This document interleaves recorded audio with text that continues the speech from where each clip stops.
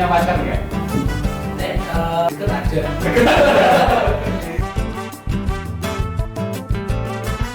Apakah itu bisa mengurangi pahala kita?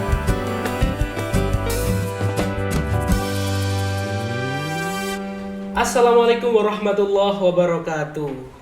Halo teman-teman, welcome to Suiba Punya Podcast.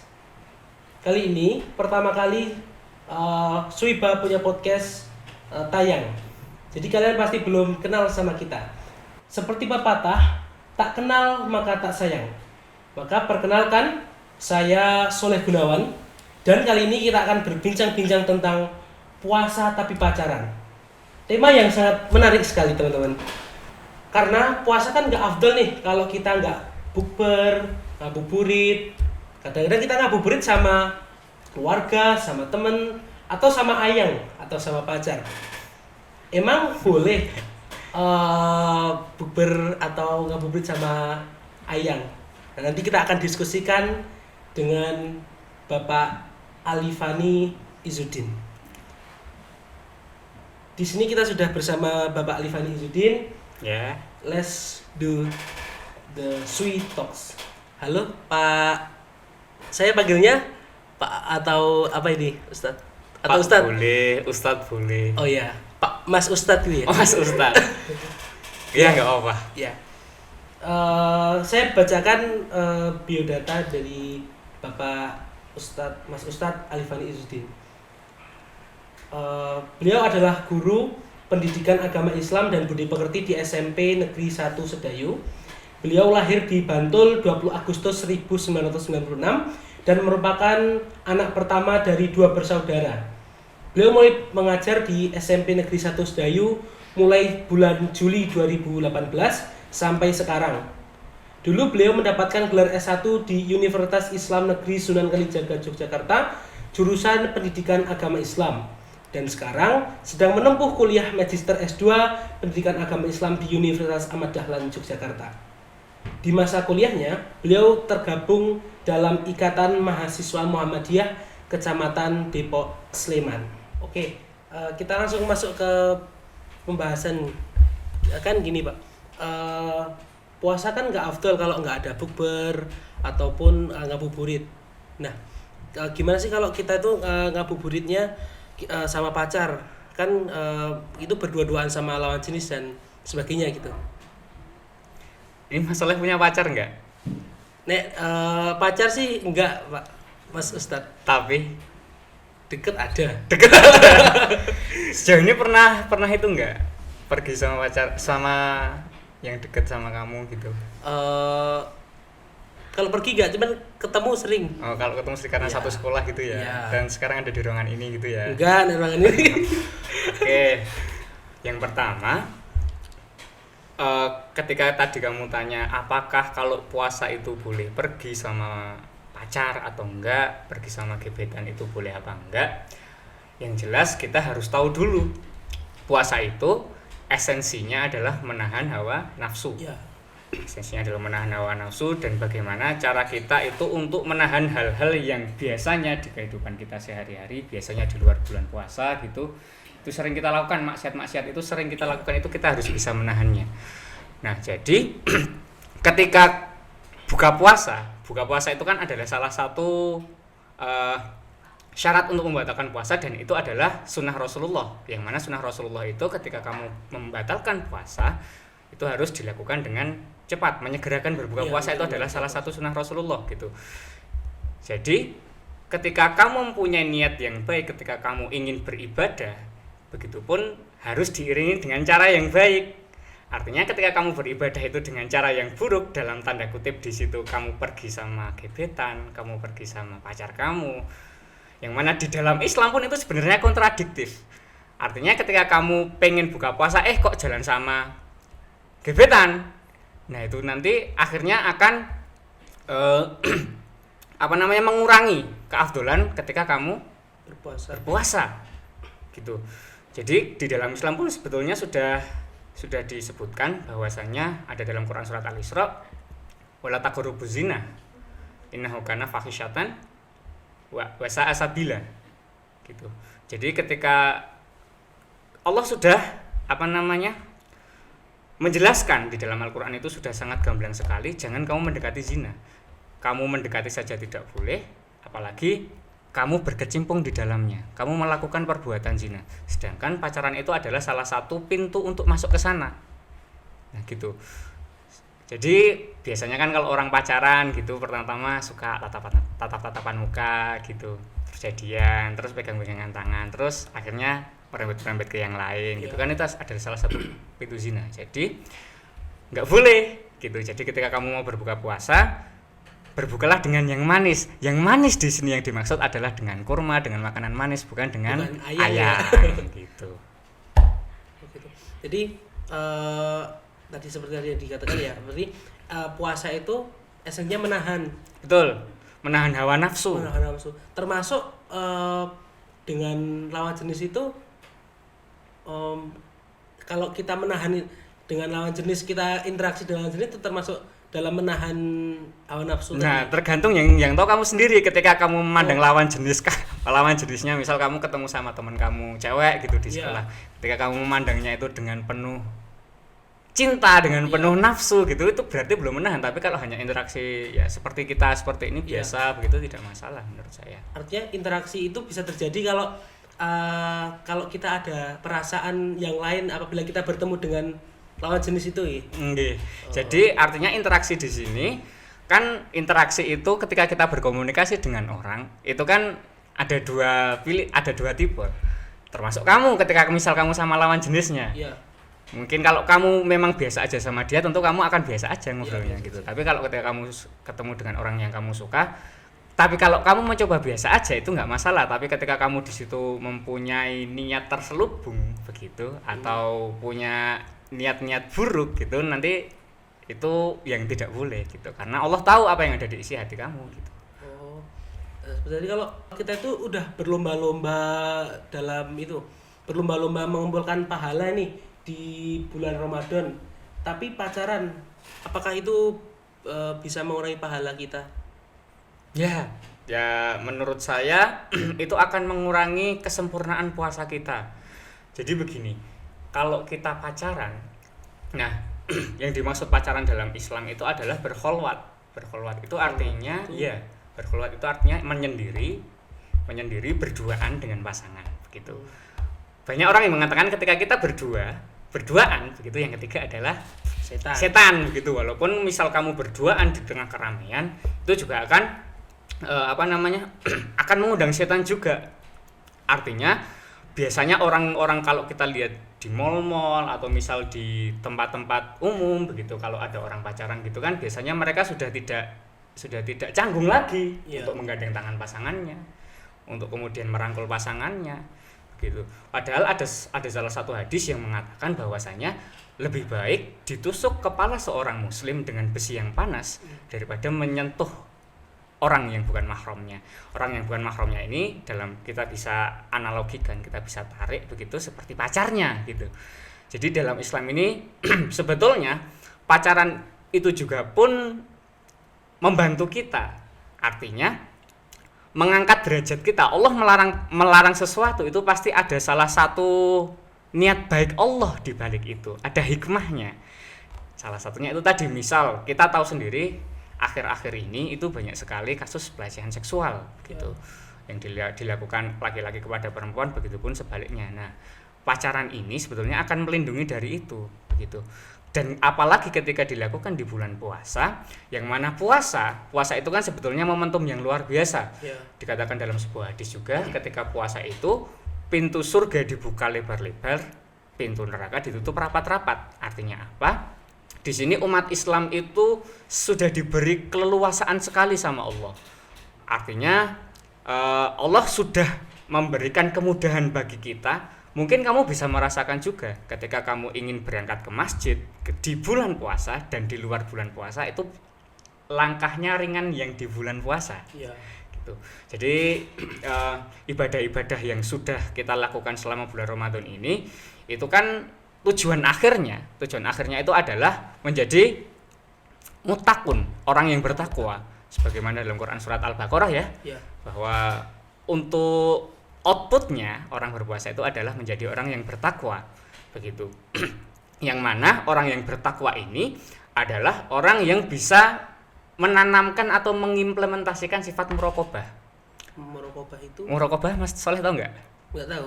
Muraqabah itu adalah sifat senantiasa selalu diawasi oleh Allah. Begitu. Jadi ketika ada orang yang bertakwa, orang bisa dikatakan bertakwa itu ketika dia mempunyai sifat muraqabah. Jadi selalu senantiasa diawasi Allah, diawasi oleh Allah. Gitu ya? Jadi ketika misal mau melakukan kemaksiatan gitu kan, dia ngerasa wah Allah ngeliat saya nih gitu, terus dia kemudian nggak jadi. Kemudian ketika dia akan melakukan dosa ngerasani kancane atau misal mau berpacaran seperti itu tadi, itu kemudian dia akan merasa canggung sama Allah. Jadi ketika orang yang berpuasa itu puasanya benar-benar puasa, maka dia akan kemudian canggung untuk melakukan perbuatan maksiat gitu, karena itu tadi, pacaran itu tadi bisa mengurangi keafdalan atau kesempurnaan puasa kita. Gitu. Lalu kalau kita chattingan dengan lawan jenis itu apakah termasuk yang dapat mengurangi pahala di bulan puasa itu? Chattingannya yang kayak gimana Chattingan dulu? yang kita itu timbul perasaan seneng gitu loh. Oh gitu. Artinya ada perasaan lain, tidak kepentingan OSIS, bukan itu. Bukan itu. Ya. Tapi misal selamat malam. Ya. Sayang. Udah sahur belum? Udah sahur belum gitu ya. Iya. Nah, tergantung itu tadi. Karena innamal a'malu binniyat. Iya. Semua amalan kita itu tergantung dari niat. Jadi semua hal tadi kalau kita mau ngomong pahala sama dosa, itu tadi semua akan berangkat dari niat. Jadi ketika niat kita itu untuk misal membangunkan sahur teman kita, itu tentu adalah perbuatan yang bagus. Iya. Gitu, karena kita mengingatkan dan mengajak kepada kebaikan gitu. Tapi ketika di dalam hatinya niatnya itu bukan karena itu, tetapi menggunakan ibadah sebagai apa namanya ya? Sebagai sebagai topengnya, wah Ki aku nyerah ide, saya mau mendekati dia, tapi dengan cara membangunkan sahur itu menurut saya kurang pas gitu. Jadi seperti tadi, jadi segala sesuatu yang baik, segala sesuatu yang berniat baik itu harus dilakukan dengan cara yang baik juga. Dan Allah akan tahu sih hati kamu gitu. Kalau misal kamu bangunin dia sahur itu benar-benar kamu ngingetin sama kepada kebaikan, atau kamu cuman modus gitu. Tuh, bangunin sahur. Ya. Ayang. Oke. Selain pacaran itu hal-hal apa aja sih yang dapat mengurangi pahala puasa itu? Seperti kita ya seperti ngobrol tadi atau chattingan itu apakah juga termasuk itu? Yang jelas segala yang berbau kemaksiatan itu akan bisa mengurangi pahala puasa. Misalnya seperti tadi pacaran begitu. Pacaran dengan lawan jenis begitu, atau kemudian ngerasani temennya, menggunjing temennya gitu, kemudian berbohong. Pokoknya semua hal yang sebetulnya gini, kita itu bisa mengukur segala perbuatan itu bagus apa enggak, segala perbuatan itu bisa mendatangkan dosa apa enggak, itu melalui hati nurani gitu. Sesuai dengan ya, jadi ketika kamu akan melakukan sesuatu, misalnya sekarang nih panas gitu ya, hawanya misal panas gitu, sekarang baru bulan puasa gitu, kemudian di depan sekolah itu misal ada penjual degan, penjual es kelapa gitu. Jadi ketika kamu mau beli es kelapa itu kan pasti saya yakin Mas Soleh itu di dalam hatinya bilang jangan batal gitu. Jadi sebetulnya hati nurani kita itu sebetulnya sering memberikan tanda, cuman kita mau mendengarkan apa enggak gitu. Jadi ketika kita akan melakukan kemaksiatan, biasanya hati kita itu memberikan tanda. Jadi oh ini tidak boleh dilakukan, oh ini jangan dilakukan, oh jauhi ini gitu. Jadi tinggal kita mau mendengarkan itu apa enggak. Jadi menurut saya segala perbuatan yang akan kira-kira hati nurani kita itu bilang menolak gitu, lebih baik ditinggalkan gitu. Jadi kayak tadi misalnya pacaran, misalnya ngobrolin aib temennya, apa meneh Mas kira-kira? Misalnya berbohong, apalagi membantah orang tua, apalagi meninggalkan sholat gitu. Pokoknya hal-hal yang berbau kemaksiatan itu akan mengurangi pahala puasa. Oke. Ngomong tentang sholat tadi. Ya. Kalau kita itu puasa tapi nggak sholat 5 waktu, atau sholat 5 waktu kita itu bolong-bolong. Nah, puasanya itu gimana? Apakah diterima atau enggak gitu? Kalau misal puasa tapi tidak sholat gitu. Iya. Jadi katakanlah puasa tok gitu. Ya, gini, kita harus tahu bahwa berpuasa itu outputnya adalah untuk menjadi orang yang bertakwa. Orang yang bertakwa itu adalah orang yang menjalankan perintah-perintah Allah dan menjauhi larangan-larangan Allah. Kita harus tahu dulu perintah-perintah Allah ada apa? Ada 5 yang kita tahu sebagai rukun Islam gitu ya. Syahadat, sholat, puasa, zakat, haji gitu kan. Nah, sedangkan ketika untuk mendapatkan predikat takwa itu berarti kita harus menjalankan perintah-perintah Allah. Iya. Nah, ketika perintah Allah yang pertama itu puasa, itu kita sudah menjalankan, tetapi kok sholatnya tidak menjalankan, itu kan berarti kontradiktif. Artinya itu berseberangan gitu.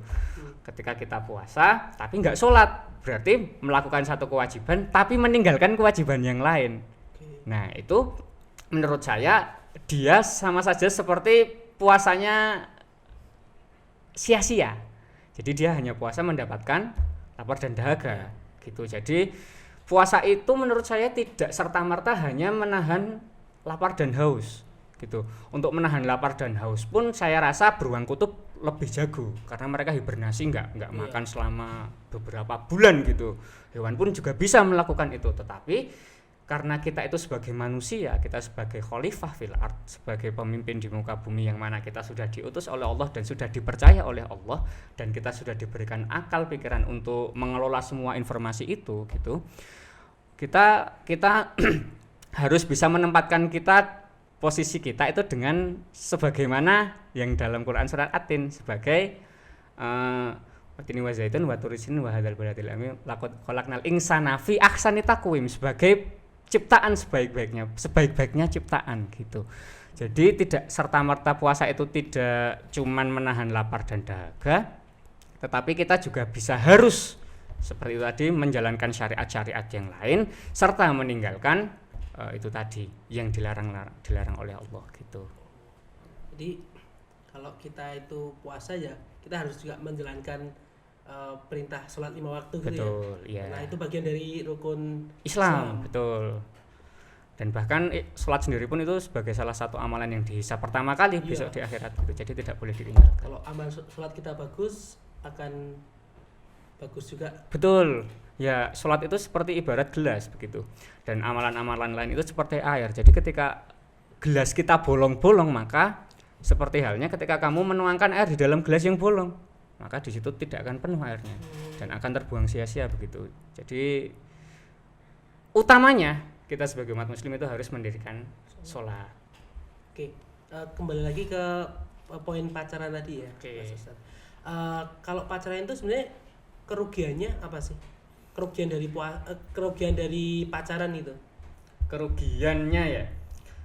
Oke, kalau kita ngomongin kerugian, kita bisa ngomongin tentang 2 hal. Kerugian secara horizontal, secara vertikal dengan Allah, dan secara horizontal dengan kita sesama manusia gitu. Kalau kita ngomongin kerugian yang vertikal dulu, kerugian yang kita dapatkan dengan Allah, hubungan kita dengan Allah gitu. Sebetulnya Sayyidina Ali radhiyallahu anhu itu sebetulnya sudah pernah mengingatkan kita untuk jangan pernah berharap kepada manusia. Untuk jangan pernah berharap kepada manusia, karena manusia itu biasanya akan mendatangkan kekecewaan gitu.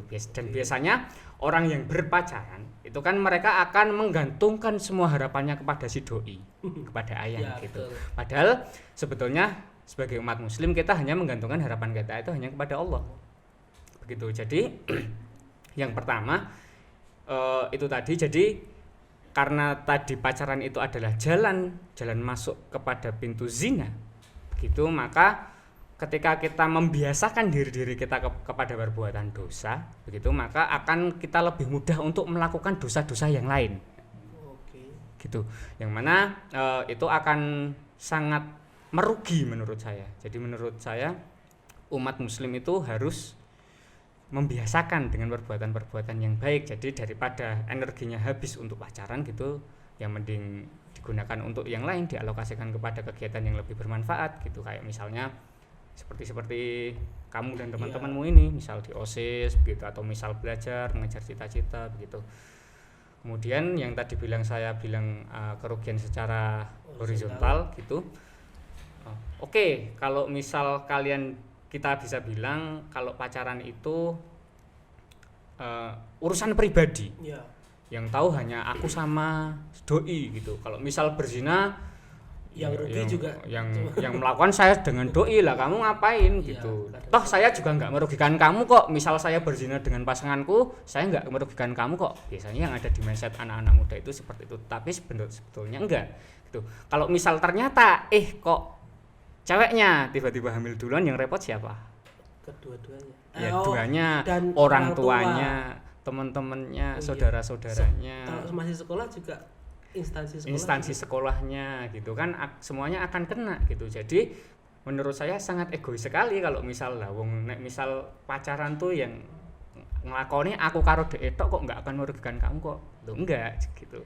Justru kita tuh biasanya mengingatkan seperti itu karena sayang gitu, karena sayang sama kamu dan agar tidak lanjut ke perbuatan yang lebih jauh gitu, yang tentu kita nggak inginkan, seperti tadi misalnya hamil di luar nikah gitu, atau bahkan beberapa kasus itu karena cinta itu orang bisa kehilangan akal sehatnya. Kayak misal beberapa bulan yang lalu itu ada anak muda ngedol gendeng.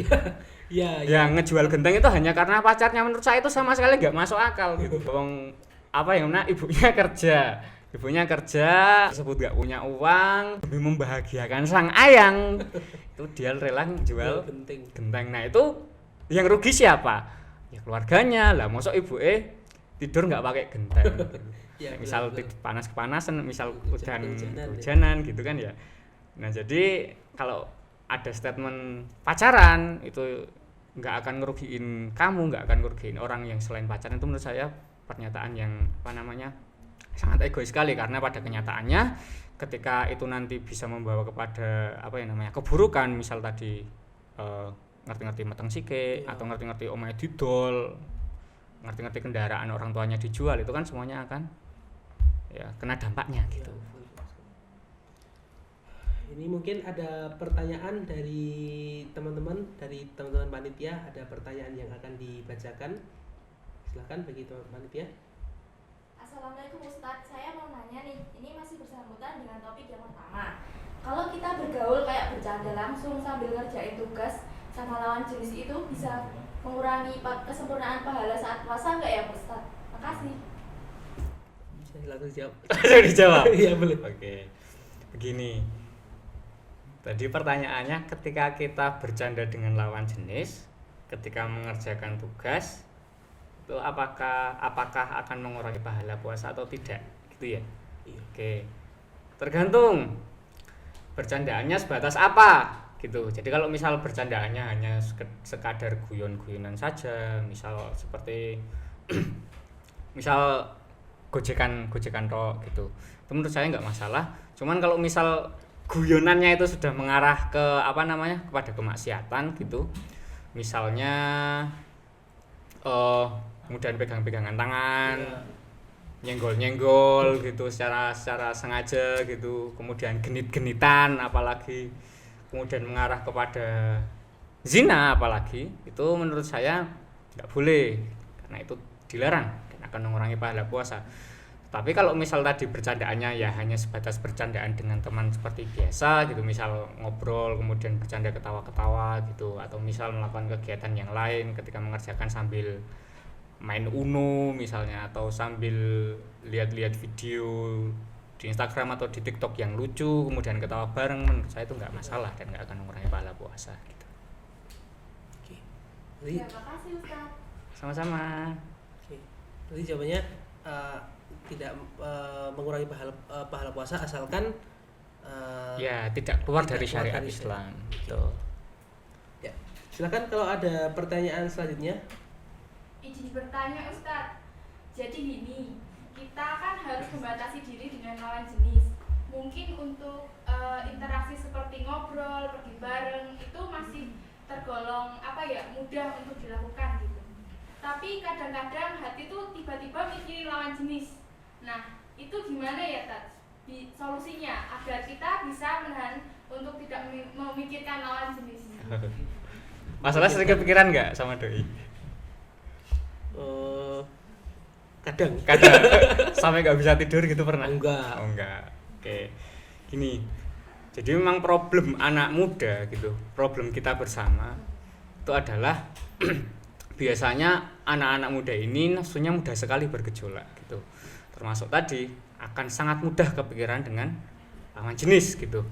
Nah, kemudian tadi ada yang tadi mbaknya bilang kalau misal keluar bareng atau misal berinteraksi dengan lawan jenis itu mudah, tapi yang bikin sulit ketika udah bikin kepikiran gitu.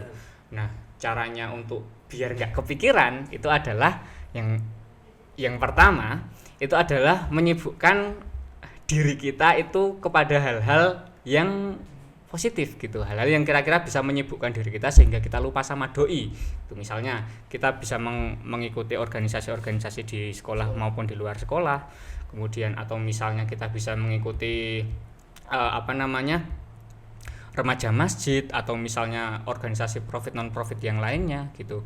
Kemudian Rasulullah juga menyarankan apabila kita belum menikah, kemudian karena pantangannya untuk orang yang belum menikah itu kemudian kepikiran dengan lawan jenis, itu ya seperti yang kita lakukan secara ini, solusinya adalah puasa gitu. Karena dengan puasa itu kita akan lebih terlatih, artinya bukan puasa hanya menahan bukan hanya menahan lapar dan dahaga saja, tapi harus menjaga hawa nafsu kita gitu. Jadi ketika misal ada puasa-puasa sunnah yang bisa kita lakukan di luar puasa Ramadan seperti puasa Senin Kemis, atau mungkin kalau misalnya ingin ke tahap selanjutnya puasa Daud atau Ayyamul Bid atau puasa-puasa yang lainnya, puasa-puasa sunnah yang lainnya, itu kita bisa lakukan itu untuk latihan.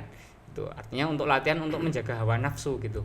Jadi ketika kita menyibukkan diri kita kepada hal-hal di luar sekolah atau di dalam sekolah yang kemudian itu bisa membuat kita lupa sama doi atau membuat kita sibuk gitu, yang kemudian kita tambah dengan sering berpuasa gitu, saya rasa akan mudah gitu bagi kita untuk mendistraksi pikiran kita, untuk mengalihkan pikiran kita kepada hal yang lebih positif, yang mana hal-hal tersebut itu sebetulnya juga baik untuk kita gitu, baik untuk peningkatan kualitas diri kita gitu.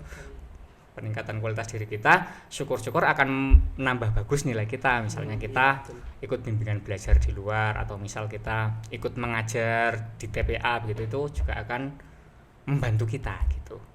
Ya, mungkin itu jadi jawabannya. Yang pertama itu tadi menyibukkan hal-hal positif di dalam sekolah maupun di luar sekolah, dan yang kedua kita harus sering-sering berpuasa. Di puasa itu agar tidak kepikiran terus dan tidak memikirkan terus gitu ya. Betul. Oke.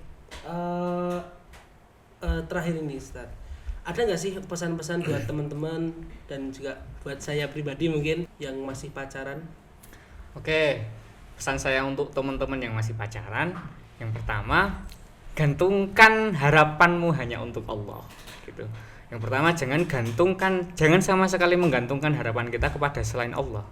Karena biasanya yang kita gantungkan kepada selain Allah itu maka akan berakhir dengan kekecewaan. Dan ketika kita kecewa, biasanya kita akan sulit untuk keluar dari kekecewaan itu. Itu yang pertama. Jadi gantungkan harapan hanya untuk Allah. Kemudian yang kedua, kamu jauh lebih berharga. Gitu. Jadi kalau misal pacaran itu adalah pembuka pintu untuk menuju zina gitu, yang kemudian itu akan merusak harga diri kamu, akan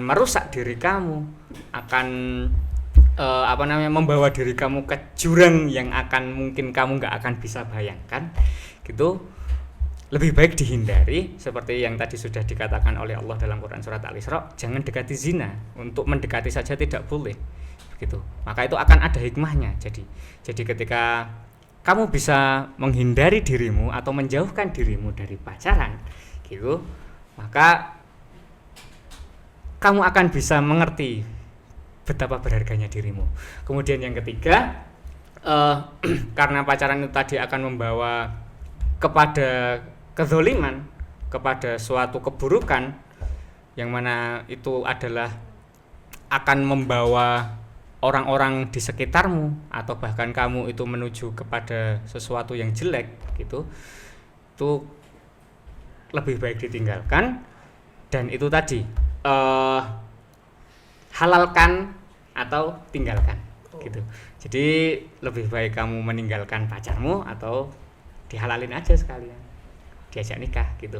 Karena cowok yang baik, berarti kan untuk para cowok-cowok, untuk para cewek juga, cowok yang baik itu bukan cowok yang ngajak kamu pacaran, tapi cowok yang gentle, yang baik, yang paling keren itu adalah dia yang berani bertanggung jawab, yaitu dengan mengajakmu menikah dan tidak akan membawamu kepada jurang kedzaliman dan yang kegiatan yang penuh dosa. Ya, itu ya. masalah. Ya, luar biasa tadi. Terakhir, tinggalkan atau halalkan. Oke. Luar biasa sekali. Terima kasih Mas Ustadz atas ilmunya. Ya, sama-sama. Semoga nanti bisa silaturahmi lagi di SMA Sedayu. Amin. Ya, saya sangat menunggu undangannya lagi ya. Iya, insya Allah. Nah, sekian podcast dari kita. Terus nantikan podcast yang berikutnya ya. Sebelumnya juga kita berterima kasih kepada pihak-pihak yang memberikan sponsor dan mendukung kegiatan ini. Sampai jumpa di Sweet Talks selanjutnya. Wassalamualaikum warahmatullahi wabarakatuh. Waalaikumsalam.